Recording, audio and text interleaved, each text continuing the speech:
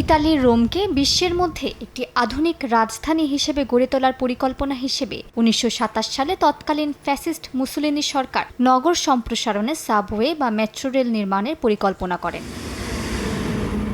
ওই পরিকল্পনার মধ্যে হাজার বছরের ইতিহাস খ্যাত রোমের দর্শনীয় স্থানগুলোতে মেট্রো রেলে ভ্রমণের সিদ্ধান্ত নেওয়া হয়।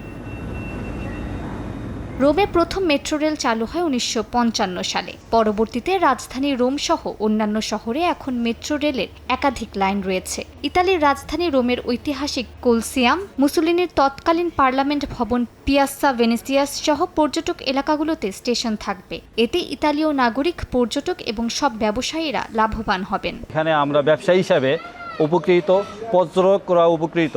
কাজে আমরা আগামী দিনে ভালো ব্যবসা বাণিজ্য করব। মেট্রো সি চালু হওয়ার কারণে সেন্টারে যারা ব্যবসা বাণিজ্য করে তারাও উপকৃত হয়েছে এবং আমরা যারা ট্যুরিজম জম নিয়ে কাজ করি আমরা উপকৃত হয়েছি। 2 বছর আগের পরিকল্পনা অনুযায়ী টুরিস্ট পয়েন্টে মেট্রো সি নেওয়া, টুরিস্ট পয়েন্টে যারা ব্যবসায়ী করে তাদের উপকৃত হবে।